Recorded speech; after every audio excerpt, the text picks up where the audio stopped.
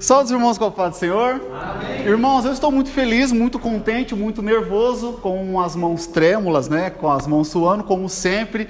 E primeiramente quero agradecer a Deus por essa oportunidade, quero agradecer o pastor Cristo, o pastor Moisés, ele não está aqui, mas eu já quero agradecer também, a superintendência da escola dominical, os meus companheiros da EBD e também a todos os irmãos que estão presentes aqui. Vocês são lindos e maravilhosos, tá? Deixar bem claro, não deixe ninguém falar isso ao contrário disso de vocês, tá? Amém? Ah, o irmão Manuel de Paula já recebeu ali. Então se alguém pegar, você é feio, você fala, não, o professor disse que eu sou lindo. E pronto, acabou. É isso daí. Minha mãe falava que eu era linda também. Tá vendo? Tá vendo como é que eu não tô mentindo? Sua mãe não falava? Pronto, resolveu o problema então. E eu fico...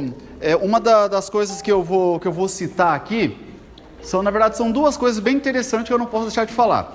A primeira coisa, que eu quero agradecer também aos nossos teólogos, o meu professor que está aqui, os irmãos, os presbíteros, os pastores que estão, porque se for para analisar, né, se fosse em outras épocas, em outros tempos, eles seriam os professores de hoje. E pelo fato de ter a formação, né, por ter concluído a IBADEP, por ser pastores, tem pastores aqui que têm mais de 50 anos só de pastorado. Nós temos pastores aqui que são pastores regionais, né, e mesmo assim, esses irmãos ainda têm a humildade de falar, não, vamos dar oportunidade para o Everaldo, né, ele aceitou Jesus, está com uns 3 anos, mas vamos dar oportunidade para ele. Então, eu fico muito feliz. Eu sempre falo para a Gabriela em casa que o pastor Cristo, o pastor Moisés, o Eliezer, o pastor Geraldo, ele não está aqui, né, mas também são as pessoas que sempre me incentivam, né, com livros, com indicações, com bíblias, né? Então eu fico muito grato porque essa oportunidade que chega até mim, eu faço de tudo para absorver o máximo, né? Estudar o máximo possível e tentar trazer um conteúdo bem bacana. É claro que no decorrer da lição nós vamos tá sabendo assim que nada disso que é dito aqui, pelo menos da minha parte, não é nada meu, né? É tudo o Espírito Santo de Deus que traz. Eu vi uma reportagem do Martin Luther King, um cara bem antigo. Ele é mais ou menos da cor do Kleber, parecido com o Kleber até. E ele deu um dos maiores sermãos da atualidade, né? O que ele fez? Ele foi lá, ele escreveu 3 páginas. E quando vocês começam a ver esse discurso, né, que foi um discurso que mudou milhares e milhares de pessoas, e ele pega o microfone e ele começa a discursar. Ele tem um esboço com 3 páginas que está em cima do palanque, ele começa a falar, só que no meio do caminho ele deixa o esboço, daí a câmera pega que ele empurra o esboço para lá, porque dali em diante quem está conduzindo é o Espírito Santo. Então é por isso que muitas vezes, né, o pastor Cristo ele faz um esboço gigantesco, né?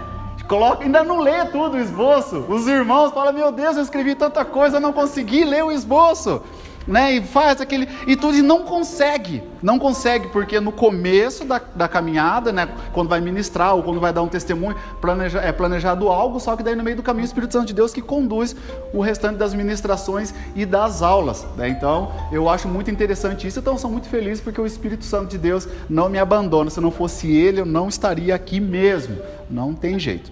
Irmãos, mas sem delongas, vamos começar a nossa aula de hoje. Eu vou colocar esse quadro aqui, eu gosto de colocar esse quadro aqui para os irmãos verem o quadro. Aqui, ó. Todo mundo tá vendo o quadro aí? Aí, ó, que beleza.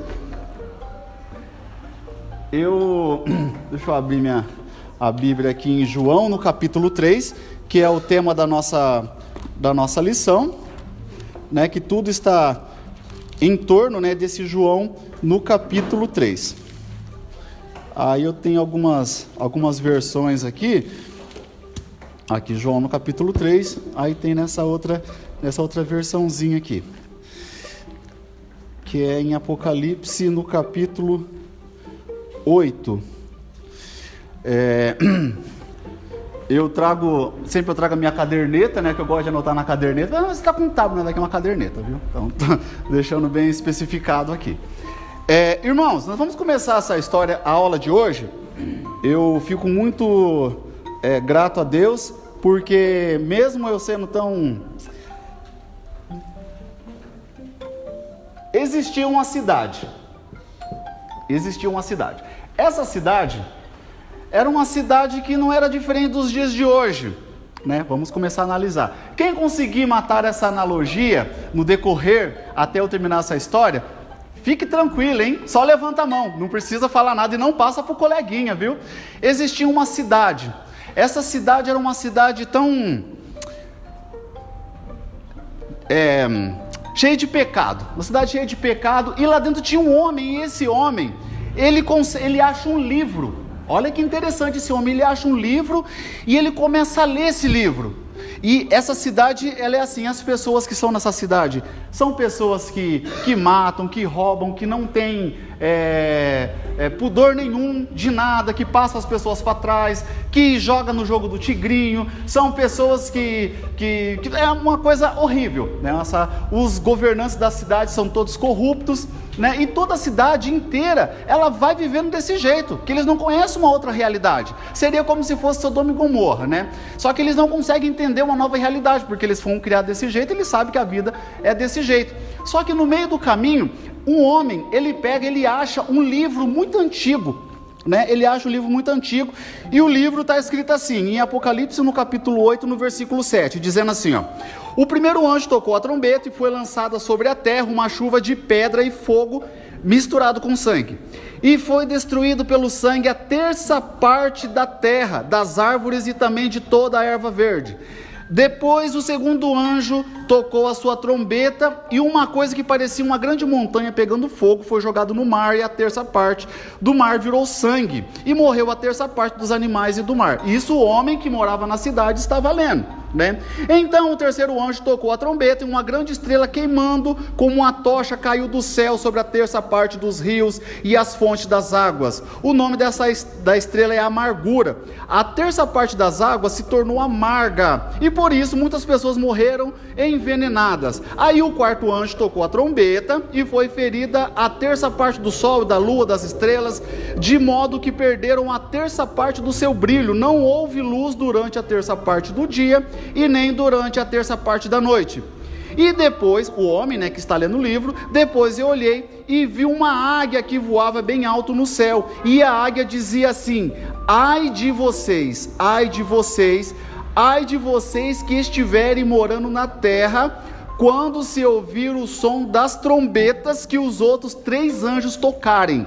O homem entrou em desespero. Ele disse assim: já não é o suficiente, a terra vai ser destruída desse jeito, e ainda vai ter mais 3 anjos, que vai tocar mais trombetas. Então ele fica desesperado, e ele começa a correr por essa cidade, ele começa avisando: pessoal, Deus vai destruir essa cidade, vai cair pedra, saraiva, vocês não têm noção do que vai acontecer, né? E as pessoas começam a zombar dele, fala: rapaz, você está ficando doido, como assim? Vai cair uma pedra, uma estrela, você está contando, isso aí não existe, de onde você tirou isso aí? Você estou no livro, e ele sai com esse livro, mostrando para todo mundo: olha aqui o livro, está aqui, está escrito. As pessoas falam: rapaz, você está ficando doido, você está ficando doido da cabeça. Então vamos dar o nome para esse menino aqui, que seria, vamos colocar aqui o começo da caminhada dele, esse cidadão aqui seria um cristão, né? Olha que beleza.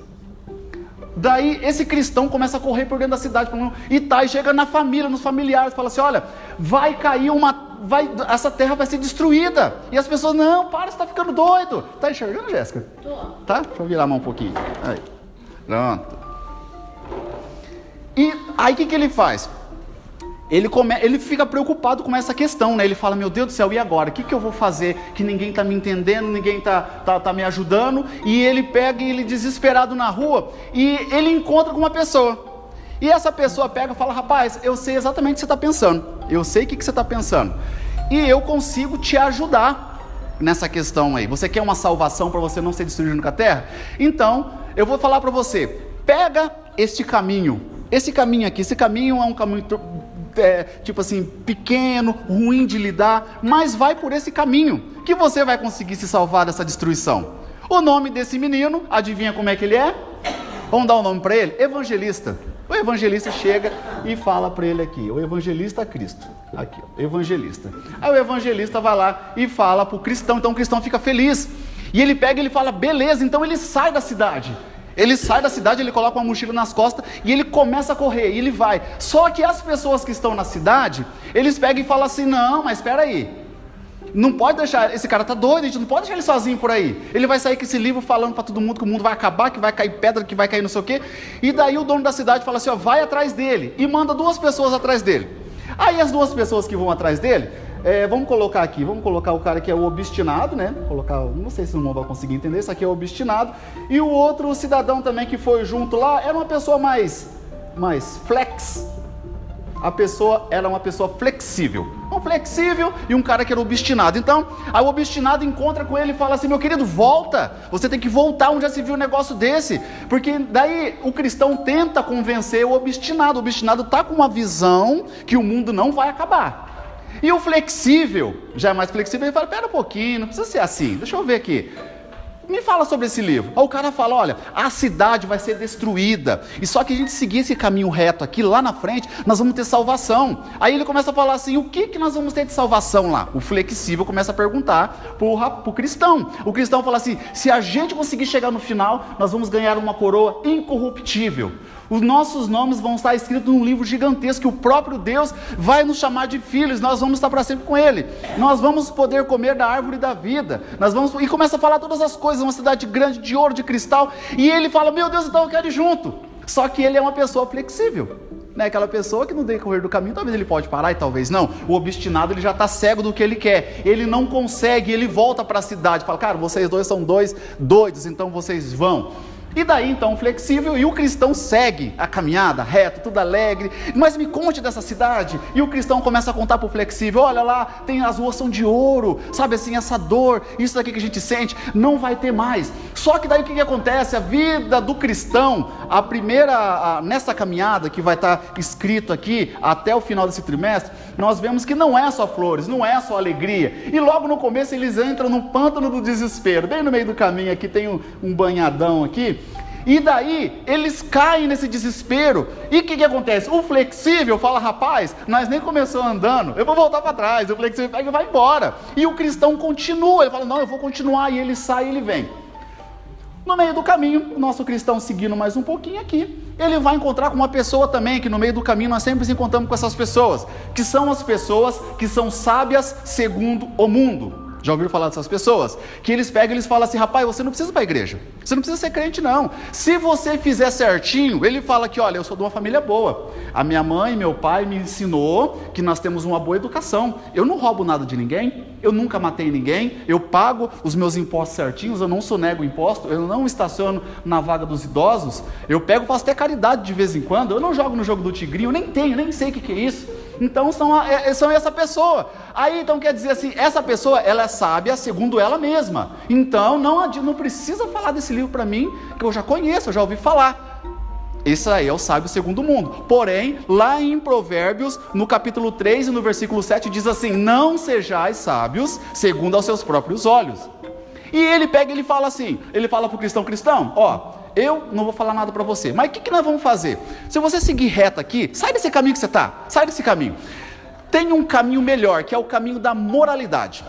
Então o que você vai fazer? Bem na esquina que você dobra aqui, tem uma casa chamada moralidade. Você vai parar nessa casa da moralidade e lá vai ter 2 pessoas. Se ele não tiver lá, vai ter a cortesia. A cortesia é o filho do dono da casa. O nome do dono da casa é legalidade, né? Que é uma pessoa que anda dentro da lei, uma pessoa que é aí que se enquadra o Nicodemos. Então não podemos colocar o rapaz da moralidade como Nicodemos. Ele chega na casa, e daí quando ele chega lá, o cristão, quando ele chega nessa casa, na casa da moralidade, o rapaz da legalidade começa a passar várias regras. Fala, não, você não precisa fazer nada disso. Se você levantar de manhã, 8 horas da manhã, você chegar na sua empresa, você não passar seu patrão para trás, na hora do almoço você almoçar e jantar e voltar e seguir, e ter uma família boa, colocar seus filhos como cidadãos de bens, uns filhos que vão voltar com 16 anos, com 18 anos vão tirar a carteira, você vai financiar um carro para eles vão entrar numa firma, vão trabalhar das 8 às 5 e vão voltar, e vocês vão dormir, não precisa, talvez no final de semana, talvez alguma coisa, vocês podem tomar uma tacinha de vinho, não é proibido, assim vocês vão chegar no céu do mesmo jeito. Só que não é assim que funciona. Ah, meu Deus, até quando? E tem muito disso. Daí as pessoas, elas simplesmente deixam de seguir esse caminho e eles vão então seguir para o lado da moralidade. Só que fica difícil, Porque se nem as próprias pessoas que fazem a regra conseguem seguir, imagina nós que somos réis mortais. Então o que acontece? Ele fica desesperado, e ele pega e sai, daí ele se perde, ele fala, e agora? Será que eu fico na moralidade, ou se eu vou para o caminho? Adivinha quem que aparece para ele? O Cristo evangelista aparece para ele, fala, meu filho, aonde você está indo, meu querido? O caminho é este daqui. Ele fica envergonhado, ele fala, ai meu Deus do céu, o evangelista Cristo veio falar comigo, caramba, ai meu Deus do céu, vem aqui em casa, não tem nem como esconder. Chega o evangelista na porta da casa do rapaz, bate palma, ele olha pela janela, ai o Cristo, aí o Cristo entra para dentro, meu amigo, então, começa a conversar e tudo, e fala, e chega nesse ponto, por que você não está indo mais? Não, pastor, porque eu vi que, olha, se eu fizer tudo certinho, daí o Cristo vai lá e fala, vamos lá em Provérbios, que você não pode ser sábio, então que você está invalidando o sacrifício de Jesus fez na cruz por você. Então esse cristão, ele pega e ele volta para o caminho de novo. Alguém já conhece essa história alguma vez? Não, eu estou falando, os grandes leitores aí já ouviram falar. Essa história é uma história que ela foi escrita, até anotei aqui, em 1678, ela foi escrita na Inglaterra, e abaixo da Bíblia foi o livro inglês mais lido na história da humanidade, até hoje, abaixo da Bíblia, que é o livro, sabe o nome, Lézer? O Peregrino, que o pastor falou tanto. Ele sempre fala, irmãos, é o livro do Peregrino, tá aqui, o Peregrino é o nome do livro. Mas não é a mesma coisa, homem. Eu peguei, a Gabi, ela não queria ler o livro, eu passei o filme para ela ver também. Só que daí, tipo assim, é claro, né, tinha algumas situações do livro que não tinha como colocar num filme, né? Então daí no livro escrito, mas o Peregrino, quem que escreveu isso aqui foi o John Bauer, acho que é assim que escreve o nome do cara, né? John Bonnier. Vou colocar aqui, do jeito que todo mundo vai entender. John Bonnier. Não é assim que escreve o nome dele, tá, irmãos? Mas se lê John Bonnier. Então, esse daqui é o Peregrino, a caminhada. Então, eu achei que seria uma analogia bem interessante, porque daí esse trimestre vai se contar referente à história desse peregrino aqui. Na hora que eu comecei a ler essa revista, que eu terminei de ler ela, eu falei, opa, parece com o Peregrino. Só que eu não contei a história inteira. Essa daqui são as 3 primeiras páginas dos livros. Então, por gentileza, eu vou deixar disponível no grupo da igreja lá um PDF do livro do Peregrino, porque daí agora já é tombado como patrimônio mundial, então daí a gente pode estar compartilhando, né? Antigamente não poderia fazer isso, mas hoje, como faz parte da história da humanidade esse livro, então a gente pode estar compartilhando. Os irmãos vão estar tendo acesso a esse livro maravilhoso, lindo, e os irmãos vão ler, e na próxima semana eu vou fazer perguntas desse livro, viu? Tá bom, dona Osmarilda? Mas é uma bênção. Bom, então vamos lá, meus queridos. A introdução. A introdução diz assim: nesse trimestre estudaremos a jornada do cristão, tá? Do cristão. Para iniciarmos os nossos estudos, nós temos o propósito de compreender o início da caminhada com Cristo, como somos agraciados na presença da Santíssima Trindade nessa trajetória. Conceituaremos também o novo nascimento e o estudaremos como uma experiência proveniente do Espírito Santo, conforme a Escritura nos apresenta. E, finalmente, mostraremos a importância do Novo Testamento da caminhada da fé, tá? A caminhada com Cristo, primeiro tópico, compreendendo os 2 caminhos. Na história humana, nós temos 2 caminhos, o da vida natural e o da vida com Cristo, tá? Então esse daí é o primeiro. Daí vai ter a letra A, que está escrito assim, a vida humana. A primeira se inicia no momento do nosso nascimento, que daí em João 3, no versículo 6, diz assim, quem é nascido da carne é da carne. Agora, irmãos, eu gostaria de compartilhar uma coisa muito interessante com os irmãos, né? Que é referente ao nascimento. Eu vou apagar aqui um pouco do que eu escrevi. Que nós temos a primeira coisa importante, eu já falei no começo da aula. Agora vem a segunda coisa importante, que o Eliezer ele já falou sobre isso, né? Nós sempre tocamos nesse assunto, sempre, e eu vou falar de novo para os irmãos, que é o seguinte: no decorrer dessa caminhada aqui, nós vamos muito ouvir os pastores, os professores, né, que vão dar sequência nos estudos, sobre o cremos. Sempre vai ouvir essa palavra. Irmãos, então, de acordo, o cremos. Por que é a importância desse cremos? Se você entrar no Instagram, no Facebook, nós vemos vários recortes de vários pregadores. Só que daí o que acontece? Tem pregadores que são da Batista, tem pregadores que são da Cristã, tem pregadores que são calvinistas, que são os arminianos, então eles colocam as visões deles. Então daí, por exemplo, assim, tem algum tipo de visão, que nem, por exemplo, um pastor, ele chega lá e fala assim, eu não acredito em línguas estranhas, e coloca esse recorte e coloca lá, daí você vê, fala, mas por que a nossa igreja fala? Aí é onde que chega o cremos, fala, olha, Senhor, nós cremos nas línguas estranhas. Então é por isso que muitas vezes os irmãos vão estar ouvindo a palavra cremos e as pessoas falando sobre o cremos, que é uma lista de normas que tem, baseado na Bíblia. É claro que tem os versículos e os capítulos, até para a gente seguir uma reta, porque senão fica tudo, né, porque existem perguntas que tem 2 ou 3 respostas para a mesma pergunta. Então daí quando se surge essa dúvida, fala, para um pouquinho, vamos pegar o cremos para ver o que a Assembleia de Deus acha disso?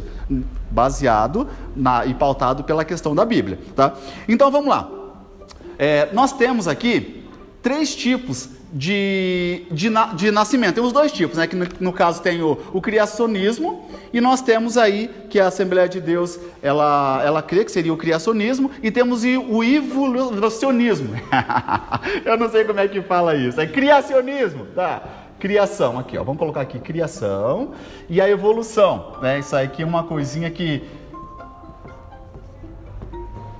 mas de novo isso, a criação e a evolução. Mas tem uma coisa que eu comecei puxando ali, que eu fui parar lá em Martinho Lutero. Rapaz, deu um problema esse homem nessa questão da criação e da evolução.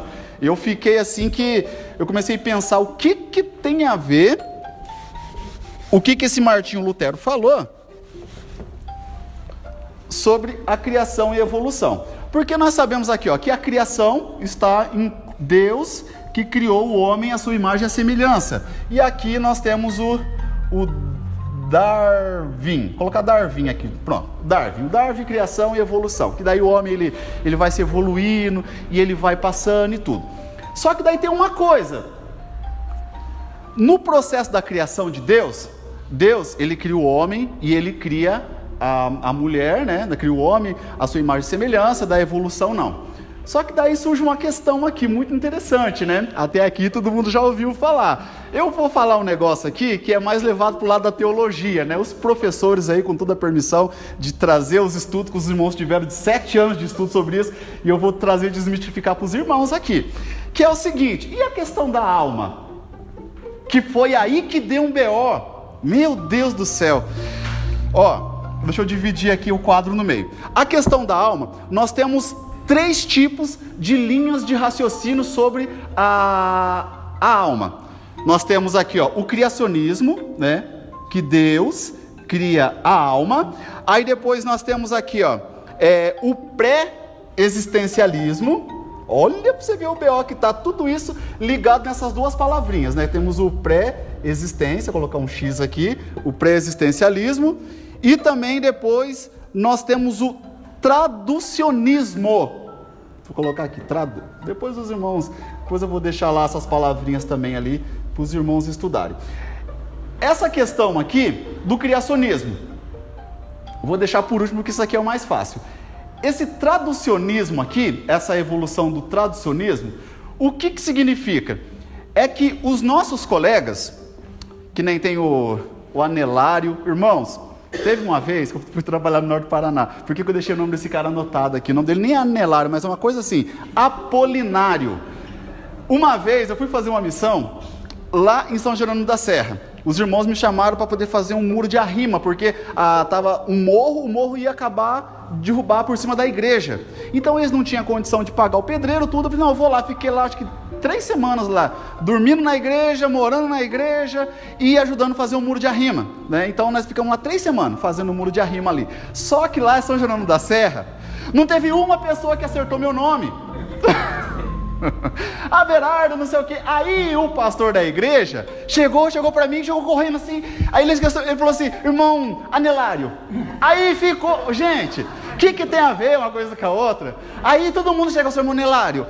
Daí piorou, ficou Nelário. Eu falei, Everaldo. Everardo, e foi indo até que chegou no Nelário. Deve ser o irmão Nelário. Viu, você chega lá e chama o irmão Anelário. Eu falei, meu Deus, de onde? Anelário. Eles mandam os áudios, vou encaminhar um áudio para os irmãos. Eles pegam e falam assim, Belardo, você não... Aí o outro manda assim, irmão Nelário, você tem... O outro, que é de Angola, ele fala assim, rapaz, vou chamar de irmão Gerando. Piorou, caramba, não, Gerando. Mas daí Anelário ficou mais assertivo, né? Porque daí as pessoas que eram mais idade, lá em São Jerônimo da Serra, irmão Nelário, tem que ver ali. Irmão Nelário, chegou um carregamento lá. Tá bom, enfim. Então daí tem esse Folinário. Aí nós temos também o Augustus, né? Todo mundo conhece o Augusto. Não é o Augusto Nicodemos, mas ele faz parte também dessa coisa, que é o Augustus Hopkins. Olha o nome do cara. E também nós temos outra pessoa bem conhecida de todo mundo, que é o Rufino. Não é o Gerson Rufino, ele é simplesmente um Rufino, né? E também nós temos um cidadão que faz parte maior ainda. Esse aqui é o Lutero. O Lutero, ele fala sobre isso aqui. O que é o traducionismo? É o seguinte, eles creem que a alma é passado de pai para filho. Então, por exemplo, assim, a Gabi está grávida do Gabriel, então a minha alma, juntamente com a alma da Gabriela, é a alma do Gabriel. E eles conseguem provar isso. Eu não sei como, mas conseguem. Eles têm os versículos deles ali, só que nós não vamos entrar nesse detalhe, porque nós precisamos crer no criacionismo e também no cremos. E no cremos tem uma página especificada sobre a questão da alma, que quando Deus ele cria uma pessoa, ele já cria o corpo e a alma. Né? Não é passado de um para o outro. Imagina, Lutero, o grande reformador, chegou e lançou uma dessa. Tá de brincadeira. Não é qualquer Everaldo da vida que fez essa tese. O cara conseguiu convencer uma boa parte da humanidade. Pensa bem, Rodrigo Silva, Augusto Nicodemos, caiu nessa? Não. Beleza, show de bola, os moleques são bons. E daí também, nós temos aqui, esses aqui, o pré-existencialismo. Esse pré-existencialismo, não podemos nem brincar com isso, porque quem crê nisso são os budistas e os espíritas, porque eles acreditam que existe um pacote gigantesco de alma espalhado pelo planeta Terra. Aí quando um corpo nasce, essa alma entra dentro do corpo. Aí a pessoa começa a viver e fala, caramba, eu não gostei dessa vida, eu vou resetar. Aí ele vai lá e reseta a alma dele, aí a alma sai e se encarna numa outra coisa. Então quer dizer que uma quantidade de alma que tem. Então esse é o pré-existencialismo. E nós cremos no criacionismo. Por quê? Deus ele cria o corpo e ele cria a alma, né? Então, os irmãos achou que seria só isso, criacionismo, evolucionismo e Darwin e Deus. Não! Se for para puxar esse ramo de coisa, tem muita coisa lá para baixo lá. Então daí, esse pedacinho aqui, só essa daqui, é somente a letra A. O nascimento, a criação e da vida humana, né? Onde que a pessoa ela cresce, aonde que ela cresce, fica adolescente, fica jovem, lava a louça e morre. Esse é o ciclo da vida do ser humano, né? Parar para pensar nisso, pode acontecer o que for, a louça nunca vai acabar. Mas eu comprei uma máquina, não vai acabar. É isso aí, a pessoa nasce, cresce, lava a louça e morre. Esse é o ciclo da vida natural. Não, de um jeito ou de outro, tendo louça ou não, a pessoa já está destinada a morrer, não tem jeito. Então agora nós vamos ver aqui a vida com Cristo, que é a parte B aí, né? Então nós temos a parte A, que é o nascimento natural da vida humana, e agora nós vemos a parte B, que é a vida com Cristo, o nascimento do Espírito. João, no mesmo capítulo 3 e no versículo 6, que diz assim: o que é nascido do Espírito é do Espírito. E uma coisa interessantíssima, que é claro que no decorrer da lição nós vamos ver que a importância das pessoas que passaram pelo Novo Nascimento, eles está sempre atualizando primeiramente com o Novo Testamento, para depois começar o Antigo Testamento, né? Até o nosso o professor Joelson, ele quando ele vai passar o discipulado, ele sempre foca nos 4 evangelhos, né? E nas cartas, e depois ele volta lá no Antigo Testamento, porque se começar lá pelo livro de Levíticos, não vai dar muito certo, né? Então, por exemplo, assim, se o seu irmão arrancar seu braço, você vai lá e arranca o braço dele. Não! Então tem que ser começando pelos 4 evangelhos, né? Então daí, só que daí, lá em Salmos, no capítulo 51 e no versículo 10, até o próprio Davi, que era uma das pouquíssimas pessoas no universo, para não dizer que era a única pessoa que tinha o Espírito Santo na vida dele, ele sentia vontade de nascer de novo. que ele mesmo fala, mas Deus, eu preciso morrer, eu preciso que o Senhor crie de novo um novo coração em mim, porque eu acho que não está sendo suficiente. Então, até o próprio salmista, lá no Antigo Testamento, ele precisava nascer de novo todos os dias, né? Que ele sempre falava que ele precisava nascer de novo, e para que Deus criasse nele um coração puro, um coração reto. E olha que ele era uma das únicas pessoas no universo que tinha o Espírito Santo de Deus, né? Porque daí era sobre os reis, e sobre os profetas, e sobre os sacerdotes. Então naquela época lá estava o Davi, estava o Samuel, e tinha ali alguns sacerdotes também que tinham o Espírito Santo, né? Que inclusive, então, nesse caso, ele mesmo assim mesmo sentia a necessidade ali. Então daí na hora que o irmão começa essa caminhada, já é destituído para ele as 3 pessoas que vão estar junto com ele ajudando, né? Os 3 companheiros da nossa caminhada. Então vamos lá. O nosso primeiro companheiro, que é o pai, né? O pai, lá em Efésios, no capítulo 1, no versículo 3 ao 6, diz assim, ó: bendito Deus Pai, nosso Senhor Jesus Cristo, o que nos abençoou em todas as bênçãos espirituais nos lugares celestiais em Cristo, como também nos elegeu nele antes da fundação do mundo, que fôssemos santos e irrepreensíveis diante dele em amor. E nos predestinou para filhos de adoção por Jesus Cristo, para si mesmo, segundo o beneplácito, gostei dessa palavra, vou usar de vez em quando, beneplácito da sua vontade, para o louvor da glória e da sua graça, pelo qual nos fez agradável a si no amado Jesus Cristo, né? Então, o propósito do Pai, nesses 3 amigos que nós vamos conseguir nessa casa, gostou, Daniel? Bonito, é beneplácito. Não é falar bonito. Então, esses três companheiros que nós vamos ter, que seria o Pai, o Filho e o Espírito Santo, cada um tem uma missão, né? Então, o primeiro Pai é nos unir com Cristo, porque Ele mesmo entregou o próprio Filho. Então, Ele fica ali tomando conta para que todos os filhos cheguem juntamente com Jesus Cristo. Então, essa é a meta dele, trazer os filhos que estão perdidos para ser irmãos, né, de Cristo, ou filhos de adoção. O filho, tá? O filho que diz assim: como aquele que nos concede vitória contra o pecado e contra toda sorte de males. Em 1 Coríntios, no capítulo 15 e no versículo 57, vai dizer assim: mas graças a Deus que nos dá a vitória por nosso Senhor Jesus Cristo. 1 Coríntios capítulo 15, versículo 57. Então, Jesus, além de nos salvar, de derramar o seu sangue, Ele nos concede a vitória. Então, é por isso que sempre que nós fazemos uma oração, nós terminamos em nome de Jesus. E até mesmo quando tinha uma porta muito bonita, pensa numa porta, essa porta devia ser uma coisa mais linda do mundo, né? Porque a porta formosa, e tinha um cidadão sentado ali que não conseguiu aposentadoria, e ele precisava recolher essas moedas. Ele era levado naquela porta, porque não era qualquer pessoa que poderia sair pedindo dinheiro por aí. Ele tinha que ter tipo um alvará da prefeitura, e esse alvará seria uma capa. Nós vemos também o nosso colega cego Bartimeu, e ele está ali.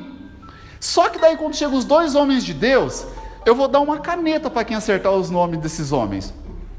Vamos lá, alguém levanta a mão e fala o nome dos 2 homens que subiram no templo em direção à Porta Formosa. O Eliezer? Quem que falou?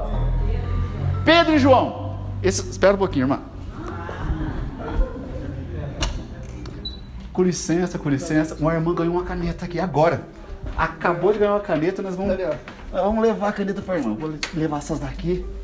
Eu vou entregar a caneta para... a irmã ganhou uma caneta.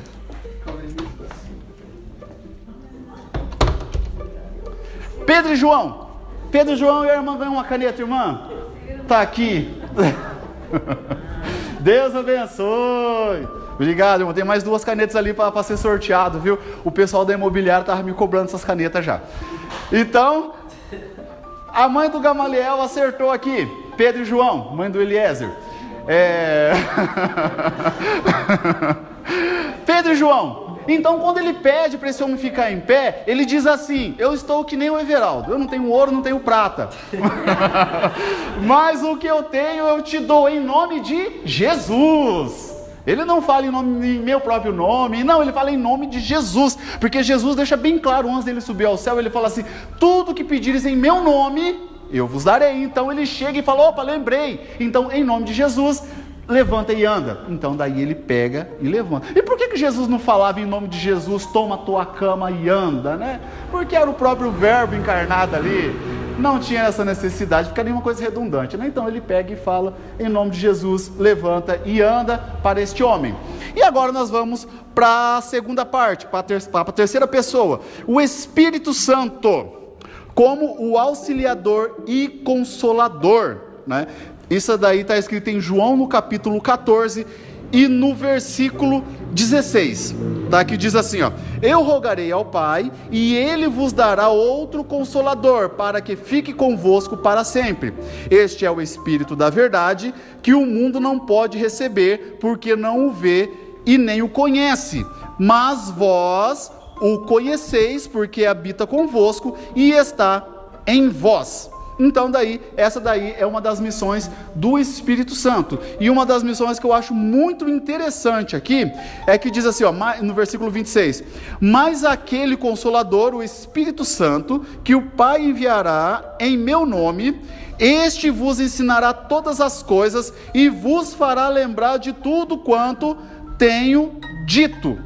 Então daí no mesmo capítulo 14, no versículo 26, fala isso, que é o que eu estava comentando no começo, que a gente fica preocupado muitas vezes, né, pensando, meu Deus do céu, é uma hora para eu estar falando, e se de repente eu errar, se de repente eu falhar, mas o Espírito Santo de Deus é que faz nos lembrar, né? Então não é porque a gente decorou toda a Bíblia que o Espírito Santo de Deus, ele vai fazendo lembrar, e muitas vezes, né, começa a pensar assim, olha, eu vou falar isso para a igreja, eu vou finalizar, só que daí muitas vezes não é essa palavra que Deus quer para a igreja, então por isso que muitas vezes as ministrações começam de um jeito e no meio do caminho toma outro rumo, e nem o pregador ele entende, ele fala, não era nada disso que eu queria falar, só que o Espírito Santo de Deus, ele chega, ele conhece todo mundo por dentro, ele sabe qual que seria a real necessidade para aquele momento. Tá? Então, irmãos, estudem, leiam, e leiam o livro Peregrino também, tá? Vai ser uma bênção de Deus. Aí eu vou fazer pergunta, hein? Na próxima aula eu quero só ver, tá? Não tirando o teu assunto aí, mas eu posso dar Por favor, pastor, eu gosto. Sobre essa palavra que você falou aí é o Espírito Santo que nós faz lembrar, né? Uhum. Nós tínhamos um menino que é da minha época, eu já fui jovem também, já fui menino. E eu era líder do jovem, e ele sempre falava assim, quando eu for pregar, eu quero ser aquele pregador mesmo de arrasar. E ele nunca tinha pregado, dava uma palavra só. Mas ele ouvia muito os pregadores e os pastores falar assim, abra a tua boca, que eu vou falar pela tua boca, né? Abra a tua boca, nós já ouvimos falar isso, né? E ele falou, deixa comigo, pode marcar aí que o culto do jovem é comigo mesmo. Mas vocês vão ver o que é pregar. Chegou lá na frente, abriu a boca, não saía nada. Daí sabe o que foi a pregação dele em 5 minutos? Meu Deus do céu, tenha misericórdia. A igreja lotada. Meu Deus, tenha misericórdia. Até que o pastor sensível, né? Falou, senta aqui. Deixa que eu... Daí depois ele falou, mas vocês não falaram? Daí o pastor falou, mas você lia aqui? Não.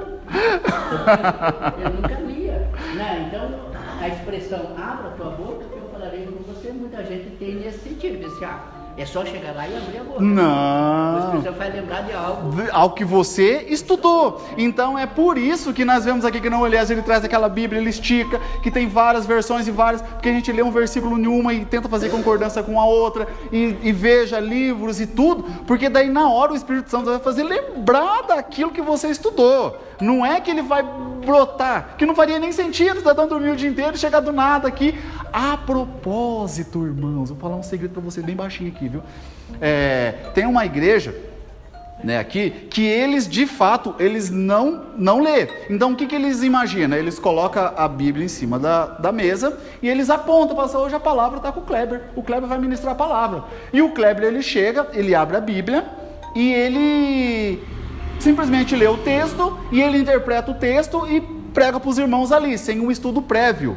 Porque daí, na concepção deles, que daí o pão vem quentinho direto do céu. Porque se o Kleber estudar na casa dele, e fazer um esboço, e ficar 50 horas ali falando com a esposa dele sobre o mesmo tema, e pregando para a mulher dele 500 vezes, até que a mulher dele fica brava com ele, não é válido, porque daí é o pão requentado. Daí quando ele traz para a igreja... Você também passa por isso, Jéssica? Não, você não prega para a Jéssica em casa, não? A Gabi, você passa por isso, Gabi? Você já decorou todas as pregações já, que tem lá em casa? Vai vir novidade? Vai vir um lançamento por aí? Pergunta para ela. Edna, Ouviu muita pregação do Cristo lá, irmã Edna? Todo dia? A Gabi, ela chega do serviço, ela olha na mesa, assim, aquele monte de livro, aqueles computadores, ela fala, eu não acredito, porque toda vez, como que nós vamos comer agora? Aí eu, não, pera, aí eu, tipo assim, não relo nesse negócio aqui, porque ali tá o versículo aqui, aí tá tudo lá em cima, né, às vezes aleatoriamente, numa terça-feira, eu falo, não, vou estudar esse tema aqui, daquele monte de coisa assim, eu, não, segura o piá lá, que ele vai puxar o fio aqui, e já tá o coisa ali, a agenda, a minha caneta, daí tem que... Aí eu tenho que, ela vai lá na vizinha com o neném, daí eu tiro as coisas, coloco cada um no seu lugar, daí volta, né? Às vezes ainda dá tempo de eu conseguir tirar, só que a gente acha que vai concluir ali, a gente vai, agora eu concluo, só que não conclui, e da hora, 6 horas da tarde, que as crianças chegam em casa. Então, essa daí que é a questão do Espírito Santo, ele faz a pessoa lembrar do que foi estudado, irmãos. Ufa, então eu não estou tão errado assim, hein? Sim? Como é que eu vou tocar se eu nunca treinei? Como é que vai? Não, irmão, você foi chamado para ser músico, recebeu profecia. Desde o ventre da sua mãe, você já vai ser um músico. É só chegar, tá aqui, ó.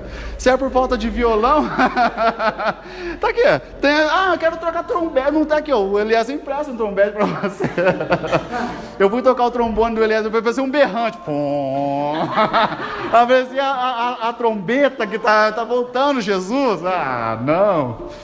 Não, mas é isso mesmo. Isso como uma vez eu vi uma menina lá, um meme lá, que a menina ela pegou e falou, não, eu tenho o dom de tocar. Aí ela catou o violão e ela começou a tocar assim, parecia que estava tocando um berimbau de 6 cordas. Tlém, tlém, e cantando. Eu falei, caramba, que loucura! E gravando, ela postou, falou, ô filha, ô Jesus, cadê o Nilson Rangel? Não veio hoje, né? O professor Nilson aí, ó, para dar aula para vocês, tá doido? Então, pessoal, estudem. Cantar os hinos, imagina o coral, pastor Cristo, já ensaiando, o coral é uma benção. Imagina se não tem ensaio toda sexta-feira, precisa, divisão das vozes, os meninos ali, por mais que o pastor Kleber seja afinadíssimo ali, o Kleber ele canta tanto no tenor, tanto no baixo, o Eliezer também, tenor, baixo, eu também, pode colocar em qualquer lugar, tenor, baixo, no contralto, eu vou ser ruim nos 4 vozes, não tem importância. Não tem qualquer uma das 4 vozes, né? Então não tem importância quanto a isso. Então a importância de treinar. O Cristo mesmo. É uma voz separada. Tem isso, se quiser colocar lá separadinho. Uma a mais, eu crio umas vozes às vezes. O pastor Cristo, não, irmão, não é assim, não. Então daí ele fala, vou colocar, sei lá, no baixo, porque daí não vai ter tanto aquele destaque. Imagina eu cantar junto com a irmã Jéssica na frente, linha de frente. Ah, não dá. Então daí o pastor Cristo, com toda a sabedoria, ele chama o irmão, ele convida o irmão a se retirar. Não, brincadeira. Ele sempre tem vaga no coral, viu? Sempre tem vaga, irmão Alex, tem vaga no coral, meu querido. Quiser cantar no coral, tamo junto aí, tá bom? Deus abençoe. Então vamos lá. Então essa daí que é a missão do Espírito Santo. O novo nascimento. Vamos falar agora no tópico 2, o novo nascimento. Aqui Jesus, ele foi tão preciso, ele foi tão cirúrgico na resposta que ele deu para Nicodemos, que sinceramente, irmãos, os irmãos começam a pensar comigo aqui, falando em preparo. Você veja, sai uma nova religião aqui na cidade. Surgiu uma nova religião e as pessoas estão todas preocupadas com a situação. Aí o pastor Lacour chega para o Eliezer, você que é a pessoa que está na diretoria aí de educação, eu preciso que você vá lá e converse com o pastor daquela igreja, porque é muita heresia que está acontecendo. O que o Eliezer vai fazer? Primeiramente, ele vai orar bastante e ele vai ficar mais ou menos 1 mês se preparando. Ele não vai levar, não, pode deixar e vai lá. Não. Então nós podemos ver que esse Nicodemos aqui, ele ficou se preparando um bom tempo, porque Jesus apareceu lá no capítulo 1 e só no capítulo 3, depois de muitas coisas que Jesus fez, que Nicodemos foi descer para conversar com ele, porque sempre quando Nicodemos mandava uma pessoa conversar com Jesus, a pessoa voltava convertida. Aí ele falou, eu vou lá pessoalmente. Então ele passa um bom tempo. E a história desses fariseus, como é que funciona? Ele não é simplesmente uma pessoa qualquer, uma pessoa comum. Ele foi uma das pessoas, a equipe dos fariseus, eram umas pessoas que eles já moravam num bairro reservado, eles não tomavam a mesma água que o pessoal de Jerusalém tomava, eles tinham o próprio poço deles ali, eles estudavam, além de estudar toda a lei de Moisés ali, ainda por cima, eles têm uma parte oral da história, que não está escrito na Bíblia, e eles começam a passar de pai para filho, fora o Pentateuco ali, né? Fora as leis levíticas, fora fora a história de Israel, ainda eles têm algumas leis que não foram escritas, e eles decoram essas leis e começam a passar de pessoas para pessoas. Então, por exemplo, assim, então eles não é qualquer pessoa não, os meninos são bons, eles sempre andam bem alinhados mesmo ali, usando totalmente a tradução antiga, e eles seguem à risca mesmo todos os mandamentos que tem ali. Eles guardam os sábados, só que daí também ele está querendo apedrejar as pessoas, e eles querem que todas as pessoas sejam como eles. E de fato, eles são as pessoas que criaram as sinagogas, né? Então, eu não tenho condição de ir no templo, mas tem a sinagoga. Então, eles criaram a sinagoga, eles que instruem os pastores a falar na sinagoga, eles têm livre acesso a conversar com o Lula ou com o presidente que for a qualquer momento, porque eles são pessoas cultas, não é qualquer tipo de pessoa que simplesmente começa a sair falando, não, eles sabem do que eles estão falando, e eles têm decorado todas as leis de Moisés, todos os reis, então não é qualquer pessoa. As pessoas falam, você é um fariseu, mas só que, meu Deus, imagina o tanto que esses caras pararam para estudar. Então não é assim, não pode ser levado tanto no modo pejorativo. Eu ensinei uma palavra nova para a Gabi Orcedo. Não pode deixar de uma maneira tão pejorativa a questão dos fariseus, porque eles eram pessoas estudadas. Então daí o que acontece? Esse fariseu, ele estudou demais, e ele fala assim, o que esse Jesus está falando? Daí ele manda os escribas escrevem assim, ele está falando isso, está falando aquilo, está falando aquilo outro, e passa para os fariseus analisam e falam, então nós precisamos estudar sobre isso aqui, para a gente chegar e debater com Jesus. E ele estuda tudo certinho, só que na hora que ele chega, ele pega, ele faz aquela apresentação formal, e ele tenta jogar uma pergunta, e Jesus já quebra as pernas dele e fala, meu querido, se você não nascer de novo, você não vai ver o reino do céu. Ele olha em todos os pergaminhos dele, ele cata o papel dele, ele fala, onde que está escrito? Aí ele fica doido, porque Jesus já quebrou as pernas dele na entrada. Porque Jesus fala assim, se eu pego e trago na lei de Moisés, ele vai dar um debate aqui, que não vai ficar até 2024 debatendo. Então eu já vou jogar no contrapé dele. Porque se ele está indo encontrar com Jesus, é porque ele com certeza na casa dele pegou todos os pergaminhos, ele pegou todas as leis de Moisés, ele pegou todos os profetas e começou a juntar uma coisa na outra. Ele falou assim, pera um pouquinho, o Filho de Deus ele viria para libertar Israel, ele faria milagres, e ele começa a fazer isso, esse homem está fazendo tudo isso, ele está cumprindo a lei, então ele fica preocupado com aquilo. Aí ele pega e fala assim, agora eu quero chegar em Jesus, perguntar como é que eu faço parte para entrar no reino, que ele está tanto falando, né? Vou ver o que ele vai responder. E Jesus aqui almoçando, só prestando atenção no Nicodemos lá, porque querendo ou não, ele é onipresente, né? Então no mesmo tempo que ele está aqui, ele está lá na sede, ele está em todo lugar, então ele já sabia, então não tem como pegar Jesus de surpresa, né? E daí na hora que ele chega para falar com Jesus, Jesus já pega e já explica para ele, fala, não meu querido, você precisa nascer de novo, aquele que não nasce da água e do Espírito. E neste momento, né, entre vários teólogos que andaram dizendo que Nicodemos, sim, de fato, ele mudou totalmente a mentalidade dele. As linhas de estudos teológicos que dizem isso, que de fato ele se converteu ali naquele momento. Então ele ficou ali um cristão meio 007, que ele não poderia se manifestar. Tanto que na palavra vai dizer que ele aparece 3 vezes apenas, cito na Bíblia. Ele aparece agora com Jesus, e depois chega um momento em que todos os fariseus pegam Jesus e tentam precipitar Jesus. E eles fazem um concílio, e ali Nicodemos apresenta. Essa parte aqui está escrito em João, no capítulo 7, no versículo 50 e no 52, eles pegam Jesus, não conseguem pegar Jesus passa pelo meio deles e vai embora. Só que daí os fariseus fazem um concílio, e começam a conversar um com o outro, e falam assim, olha, nós precisamos prender esse homem. Isso aí é o versículo 7, 50 e 52, para os irmãos lerem em casa. A irmã Helena anota aí para a irmã ler lá também. Aí eles começam a falar, e Nicodemos ele vai a favor de Jesus, ele fala assim, não, mas espera aí, vocês não podem sair prendendo um homem assim, vocês conversaram com ele antes? Aí ele pega e fala assim, não, mas você está do lado de Jesus, como que você tem coragem, Nicodemos, sabendo que se ele de fato fosse da descendência de Davi, ele deveria nascer em Belém, mas ele é da Galileia. Nessa hora, Nicodemos sabia que Jesus tinha nascido em Belém, só que Nicodemos ficou quieto. Porque se na hora, imagina aquele conselho, todo mundo lá naquele quebra-pau, tudo e brigando, isso e aquilo. Se ele pega e ele fala assim, mas vocês sabiam que Jesus nasceu em Belém? Já ia quebrar as pernas de todo mundo ali. Mas o que ele fez? Ele ficou quietinho. Sabe assim, quando você está com uma bomba, daí você pensa, o Espírito Santo de Deus fala, não filho, calma, Não vá falar isso. Você está doido, Cristo vai te colocar você de banco. Aí você tem que segurar. Então quer dizer que lá no capítulo 52, no versículo 52, os irmãos chegam para ele e falam: não podemos que esse cara continue dizendo que ele é um profeta, porque o profeta está dizendo Isaías, está dizendo Malaquias, está dizendo Jeremias, que ele nasceria em Belém.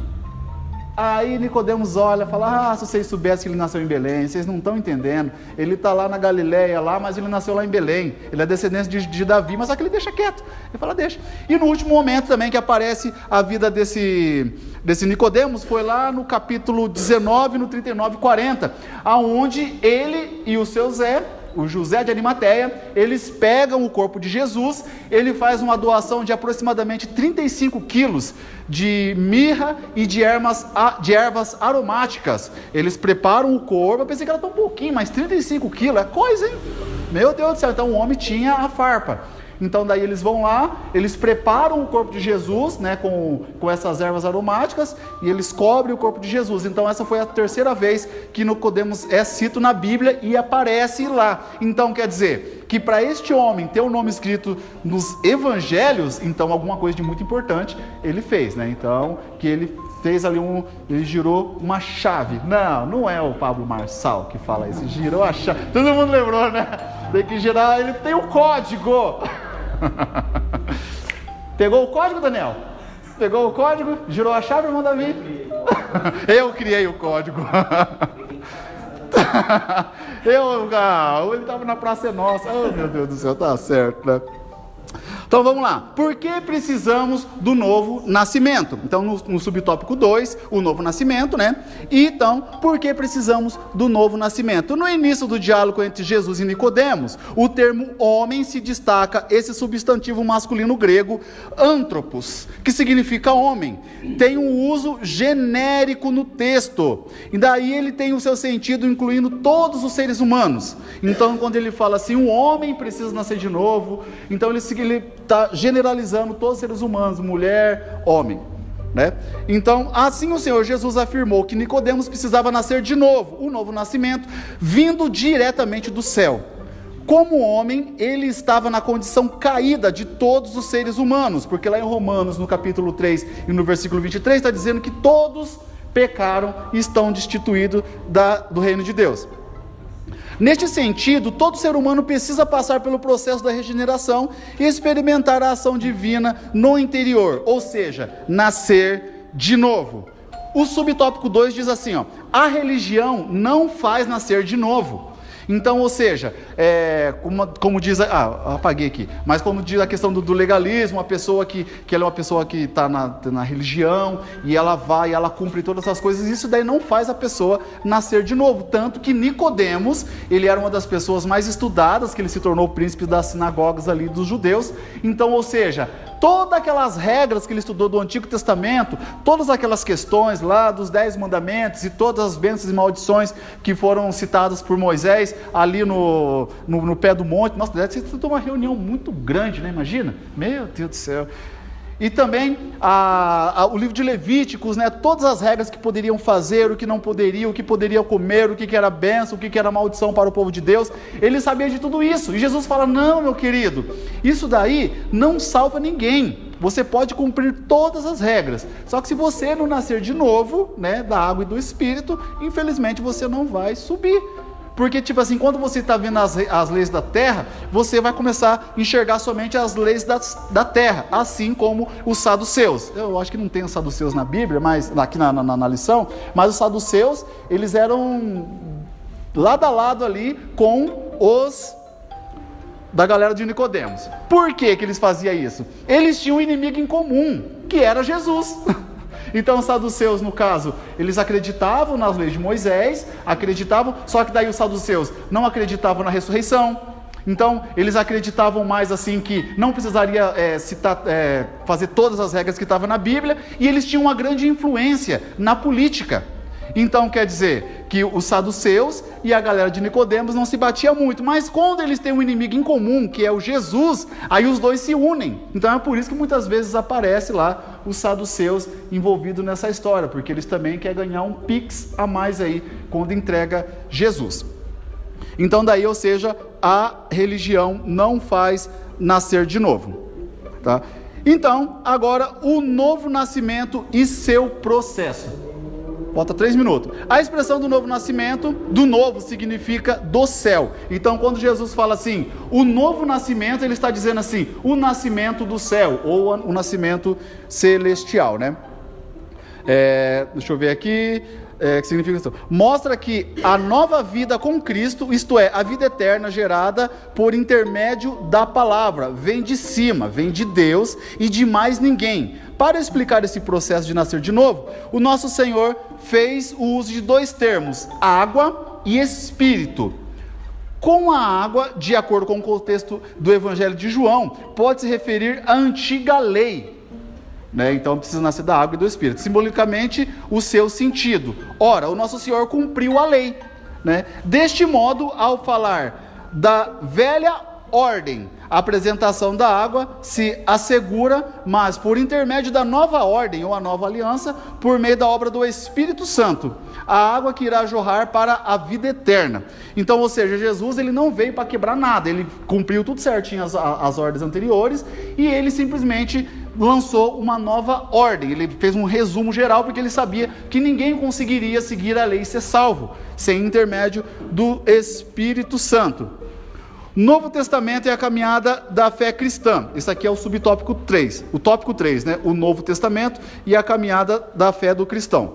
O Novo Testamento. O conceito do Novo Testamento é um processo gradual na vida da igreja. Na realidade, por que a gente precisa sempre começar pelo Novo Testamento, que eu comentei no começo da aula, e não pelo Antigo Testamento? Porque as leis que são lançadas lá em Levíticos não pode ser aplicado para a data de hoje, ainda mais porque Jesus já veio. Então, digamos assim, você, eu mesmo já não ia subir, porque eu não tenho barba. O Cristo já subiu quase na metade, Cristo. O Cristo tem bigode ainda, né? Então, aí tem muita coisa que não poderia, que nós não ia conseguir seguir certinho ali, né? Que nem a questão de guardar o sábado. Eu trabalho no sábado. Como é que faz, né? Então, como que eu vou pegar, vou mandar a Gabi, né? Ter um bairro separado para as mulheres aqui, quando as mulheres estivessem naquele dia, levar essas mulheres para lá? Ah, meu Deus, quem quer cozinhar lá em casa? Eu ia morrer de fome. Não. Já pensou, Jéssica? Não, então tem coisas que a gente não ia conseguir. Agora, quando chega na parte de Jesus, ele lê os 10 mandamentos e ele diz assim, você precisa amar o próximo como a ti mesmo, amar a Deus sobre todas as coisas e o próximo como a ti mesmo. Porque daí se você amar a Deus sobre todas as coisas, beleza, seu nome está escrito lá. E quando você ama o próximo como a ti mesmo, você não vai roubar, você não vai matar, você não vai cobiçar a mulher do próximo, você não vai guardar o sábado e os domingos? Não, vai sim, você vai viver sua vida normal, não vai mudar muita coisa na sua vida não, você vai ganhar menos se você não trabalhar no sábado. O sábado é hora essa dobrado, né? A única coisa que vai acontecer, né, Daniel? Ou não, né? Se você for da Adventista, mas eu creio que aqui ninguém é da Adventista, né? Então, o tema principal do Novo Testamento. Há diversos personagens apresentados nesse documento sagrado, mas todos geravam relevância apenas quando estão relacionados à sombra do nosso Senhor. Então, muitas vezes são citadas pessoas, até que eu disse de Nicodemos, mas não faria sentido nenhum Nicodemos aparecer na Bíblia se ele não tivesse conversado com Jesus e pegado um ensinamento. Não faria sentido nenhum aparecer o cego Bartimeu na Bíblia se ele não tivesse um encontro com Jesus. Não faria sentido nenhum falar de Zaqueu e de outras pessoas que apareceram na Bíblia se não tivesse um encontro com Jesus ou conversado com Jesus. Então as pessoas que estão ali é porque seguem. Uma vez eu conversei com um rapaz que era catequista, Alex Cristóvão, o nome dele. Ele me fez uma questão, ele perguntou assim, sabe por que não tem o nome do cego Bartimeu, não tem o nome da mulher do fluxo de sangue, não tem o nome de várias pessoas que receberam a cura? Eu falei assim, eu não sei, eu falei assim, porque essas pessoas hoje representam representa você. Então, o nome do cego Bartimeu, o nome dele não era Bartimeu, a mulher do fluxo de sangue não tinha nem nome, porque daí nós conseguimos colocar no lugar dela. Falava, caramba, eu sou um cego e eu posso receber. E como não tem nome, então quer dizer que a bênção pode ser para qualquer um. Agora, digamos assim, se fosse Bartimeu o nome daquele homem e ele tivesse sido sarado, as pessoas podiam falar, não, mas é porque ele é cego, é o Bartimeu, então é só para ele essa bênção. Então, não pode ser assim. Então, Jesus ele deixa os personagens sem nome para que todas as pessoas consigam se enquadrar ali.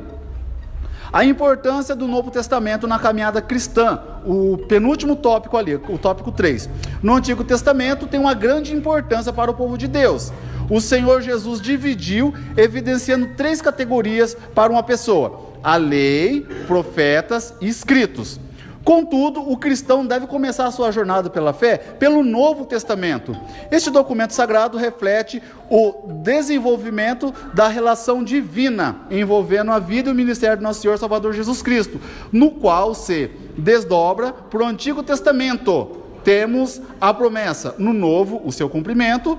Neste testamento, temos a consumação do plano de Deus Pai para o ser humano, que ele fosse reconciliado com ele e iniciasse uma nova jornada de fé. Tá? Então daí essa é a importância do Novo Testamento, porque Jesus ele deixa tudo especificado e passa aí todas as coordenadas, o caminho aonde o cristão precisa seguir. Então são coisas que Jesus passou na vida e que não tem como a pessoa falar assim: Jesus, eu não consegui, eu roubei. Jesus falou assim: eu fiquei na terra também, eu não roubei. Então quer dizer que você conseguiria sim. Ah, Jesus, você não sabe o que eu fiz, eu defraudei, eu não paguei o imposto de renda. Você vai bloquear seu CPF, mas eu não fiz isso, porque eu paguei meus impostos ali.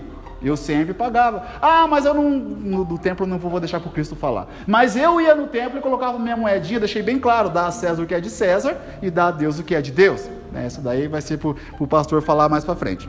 E a conclusão: a jornada com Cristo tem início no novo nascimento. Ela se estende por meio de uma longa peregrinação espiritual até o relacionamento perfeito com Jesus. Nessa peregrinação, os que começam a nova vida com Cristo podem contar com a presença do Pai, do Filho e do Espírito Santo. Assim, seremos guiados pela palavra do Novo Testamento, que trata da vida, morte e ressurreição do Senhor e Salvador Jesus Cristo, e que tem a nossa fé está fundamentada. Então, seria isso o Novo Testamento, então, que é a nova aliança, que está escrito lá em Coríntios, aonde todos nós daqui do Antigo Testamento se resume. Então, no Antigo Testamento é a preparação, aonde o homem teve a queda, e no Novo Testamento é onde Deus ele dá uma segunda chance para a humanidade, porque vai dizer em Romanos que todos pecaram, indiferente, todos pecaram e todos estão destituídos da glória de Deus. E não é pela obra, para que ninguém se glorie, é somente pelo sangue de Cristo. Então você pode ser bonzinho, você pode ser maravilhoso, você pode distribuir cestas básicas, você pode em vida doar o seu rim para as pessoas achando que você vai para o céu, pode doar um dos seus pulmões. Nem se eu tivesse 2 pulmões eu faria isso, mas você pode fazer isso. Se você não cumprir o Novo Testamento, você também não vai para o céu. Amém? Irmãos, eu agradeço a oportunidade, vocês são lindos e maravilhosos, obrigado pela paciência de vocês.